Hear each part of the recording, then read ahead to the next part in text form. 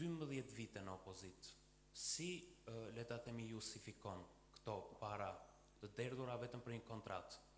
Dhe e dyta, a ja vleti kjo pagesë për Kris Laçivita? Së pari, ju dhe çdo shqiptar mësuat dje se shifra e paguar ishte 14 herë më e vogël nga ajo që shpalli Edi Rama dhe makineria e tij mashtrimit. Në rast se shkoni në mars të këtij viti, do të gjeni shifrat 22 milion e me radhë. Dhe ju e pat, dhe shqiptarët e panë, se kjo shifër ishte jo 10, por 15 herë më e ulët. 15 herë. Pra, tullumbacja skandalit të tyre u çfry dhe atyre u ngeli mashtrimi në dorë. Mashtrimi në dorë. Kjo ekipi i Laçivita, pa diskutim ekipi më serioz i botës. Me eksperiencën më të jashtëzakonshme.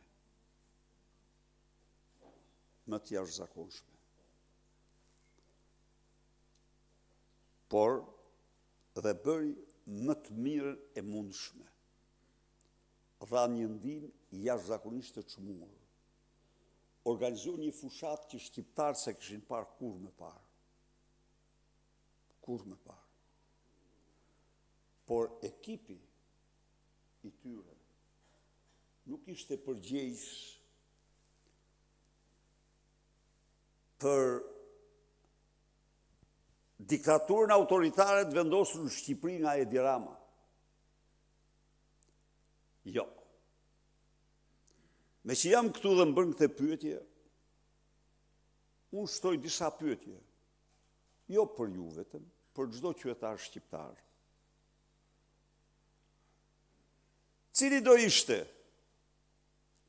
rezultati i zgjedhjeve të 11 majit, në rast se në kundërshtim flagrant me parimet ndërkombëtare të demokracisë dhe pluralizmit, Edi Rama nuk do të arrestonte në vitin elektoral dhe të ndiqte penalisht liderët e 3 partive kryesore opozitare.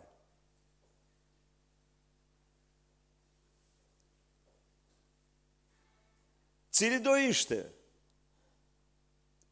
rezultati i zgjedhjeve të 11 majit në qoftë se Edi Rama, duke shkelur 4530 herë ligjin e vendit, nuk do organizonte 4530 evente, siç thon raportet ndërkombëtare, për të ndikuar në rezultatin e zgjedhjeve.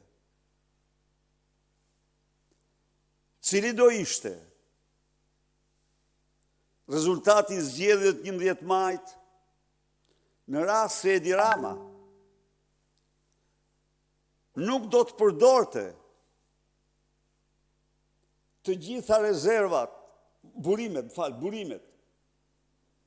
e qeverisë në fushat elektorale, duke shkelmuar parimin më themelor të zgjedhjeve, parimin e barazisë, duke krijuar një fushë krejt të barabartë. Cili do ishte rezultati i zgjedhjeve 11 maj? Në rast se Edi Rama pikërisht duke shkel këtë parim, nuk do shpërndante për çdo pensionist 100 euro. Më thoni pak. Cili do ishte rezultati i zgjedhjeve të 11 majit? Në qoftë se Edi Rama nuk do shpërndante 200 milion euro për fermerët kundrejt vetëm 32 milion euro që shpërndahen në vitin e zakonshëm. Cili do ishte rezultati i zgjedhjeve të 11 majit në qoftë se nuk do faleshin 200 milion gjoba dhe kamata? Cili do ishte rezultati i zgjedhjeve të 11 majit në qoftë se nuk do hipeshin qindra dhe dhjetra mira, leje ndërtimi, leje legalizimi dhe leje të tjera? Cili do ishte rezultati i zgjedhjeve të 11 majit në qoftë se nuk do të bëheshin mbi 10.000 punësime të përkohshme për qëllime elektorale? Cili do ishte? Çdo qytetar të pyes veten.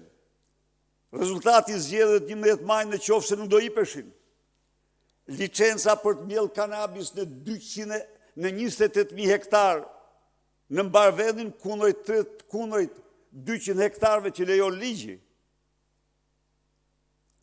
Cili do ishte rezultati i zgjedhjeve në qoftë se kartelet e drogës të Suelçels, Fatmir Toprin, të bajrëve të tjerëve me radhë në mbarë Shqipëri nuk do nxirrin harxharët e krimit dhe milionat e eurove të krimit për të rëmbyer vota? Aq sa Michael Gahler deklaroi në Parlamentin Evropian se në Shqipëri krimi organizuar nuk lejon rotacionin.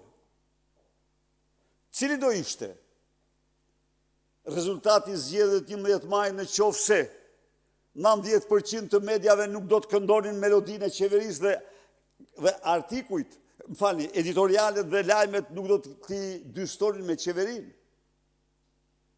Ja pra. Janë të gjitha këto që si vitatim i konstatoj, i pa me sy, por këto janë asnjëtës lasivitas. Janë të gjithat raporteve ndërkombëtare të vëzhguesve të zgjedhjeve, cilë konkluduan se Shqipëri duhet të ndahet partia nga shteti. Imagjino tani. Domethënë, në Shqipëri partia dhe shteti janë një, nuk ka zgjedhje, ka fars. Prandaj betejë vazhdon. Kjo është një betejë në vazhdim. Ka patur një zotim solemn toni, do të mbrojmë votën. Dhe ne kemi mbrojt votën. Në mënyrën tonë, ne nuk kemi gorila, dhe nuk e mbrojmë me armë, por ne kemi, ne një parti demokratike, metodat paqësore, por ato, ata avokatrit e narkoshtetit e kyçën gojnë. Nuk flasin dot më, as për standarde, as për kështu, as për ashtu. Zgjedhje kompetitive shkruan aty. Po, e di do të kompetitive dashur qytetar, do të thotë që ka pas shumë kandidatura. Sepse pluralizmin, diktaturat autokratike, sepse diktatura autokratike e pranon pluralizmin, por e shtyp pluralizmin. Kjo është e gjithë, ndaj dhe në këtë rast, shpreh falënderimin tim qeverisë Shteteve të Bashkuara që nuk e uroj Edi Ramën, mbasi zgjedhjet fitoria e tij është kalp, zgjedhjet e tij, zgjedhjet nuk ishin të lira dhe të ndershme. U përket qytetarëve tani të flasin, absolutisht kam besim më të pakufishëm se shqiptarët do të flasin. Dhe një pyetje tjetër, po ditën e djeshme, drejtuesi politik i qarkut të Vlorës, Bujar Leskaj, ka njoftuar se ka paraqitur pranë jush, madje prej muajit maj, dorëheqje nga ky post, dhe njoftimin e vën vetëm pak ditë para zgjedhjeve të pjesshme lokale në Vlorë. A i keni pranuar ju dorëheqjen e Leskajt dhe a i keni lexuar ju këshillat e tij, një prej të cilave edhe largimin e gjithë drejtuesve politik që rezultuan humbës në zgjedhjet e 11 majit. Faleminderit. Tani, e vërtet është ajo, Bujar Leskaj ka ardhur më ka dhënë dorëheqjen dhe unë ja pranoj dorëheqjen atij si drejtues qarku. Nuk kam ndonjë koment tjetër, gjërsa ai e ka bërë publike Unë vlerësoj dorëheqjen e tij dhe kaq mund të them. Sugjerimi i tij është sugjerimi i tij, por si hap unë këtë deklaroj.